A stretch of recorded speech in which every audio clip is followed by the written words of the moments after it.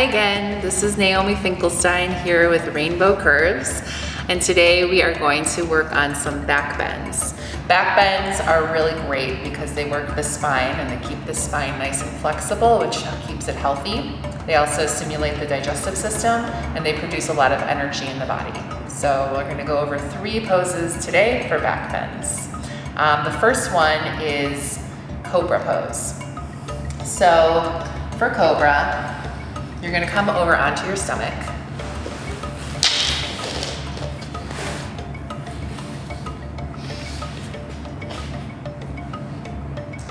And you're going to bring your hands right underneath your shoulders so that your fingertips are in line with the tops of your shoulders.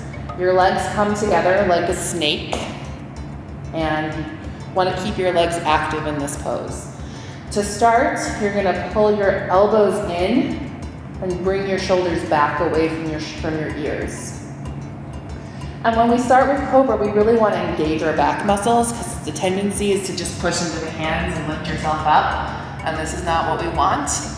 So to start off, you can keep the weight in your hands really light or even just lift them off the ground and use your back muscles to lift yourself up.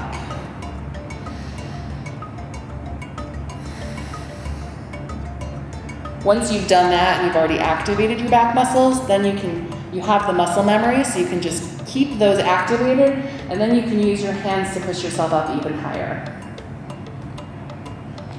But you want to keep the integrity of your elbows tucked in, the shoulders pulled down, and you want to make sure your hips stay on the ground so you're not pushing yourself all the way up like that.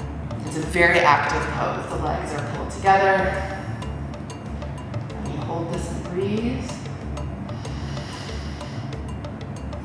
And then you gently come down. To rest between back bends, we bring the big toes to touch, let the heels fall out to the sides. The pillow with your hands and rest one cheek on your pillow. The next pose we're going to do is Locust Pose. So for Locust, we're going to bring our legs back together like before. We're going to stretch our arms behind us and place the palms face down next to your hips. Then you're going to bring your chin forward onto the mat. If you can't reach the floor with your chin, then you can take a blanket and lift the floor up. So once you've got your chin down, we're going to do some leg raises. So pushing into your hands, you're going to lift one leg up, keeping it straight and reaching it back as you inhale, and then exhale down.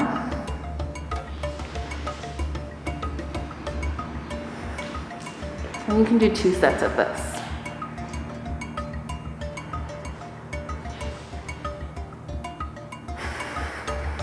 Then you're going to lift both legs up at once along with your hands. So you'll take a deep breath in and then exhale. And on your next inhale, you will lift everything up. Holding here and breathing. Reaching the arms back, reaching the legs towards the wall, pointing the toes. And then your exhale, releasing. Making a pillow with your hands again, turning your head in the opposite direction. Big toes touching, heels to the sides.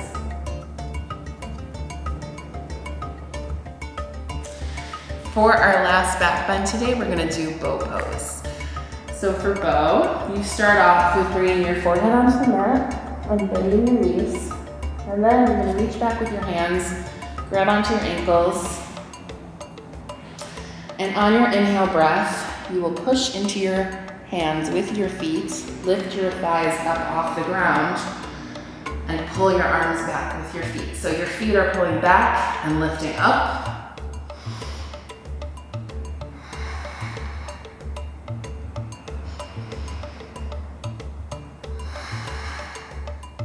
Taking at least 3 deep breaths.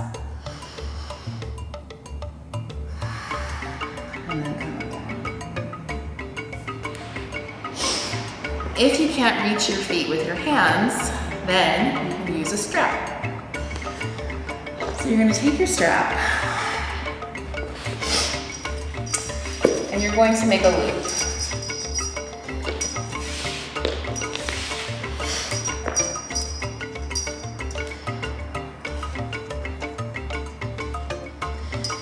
It doesn't need to be tight loop at all. In fact, a big loop is good. Then you're gonna sit down. You're gonna bring your strap around your feet and right around the bottoms of your feet. And this will allow the strap to stay in place when we make our transition. So you kind of want to hold it a little bit tautly so the strap stays on your feet. Keep a hold of it as you come over back onto your belly. And from there you can bend your legs, reach behind you and grab one side of the strap with each hand, keeping the strap around your ankles. You want to hold on to the strap with your arms facing in towards each other. Now your arms are longer, you've got your feet in your hands essentially, and you're going to do the same movement. So pushing into the strap and lifting up.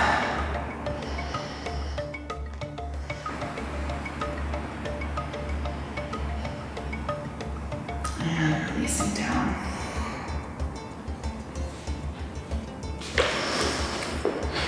From there, you're going to bring your hands underneath your shoulders again.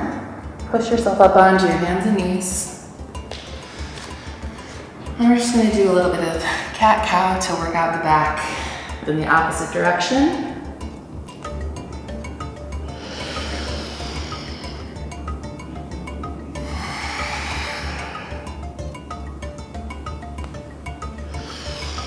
So 3 cat-cows.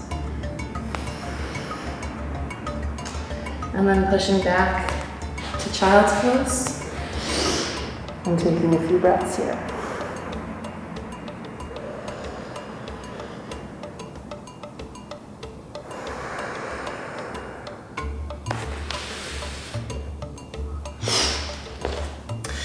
It's important to do those counter stretches for your back.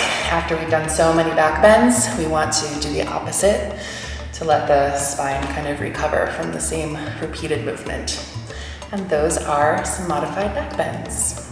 So those were some modified back bends. And just a side note, there are definitely those days when I can't seem to animate myself to get onto my mat.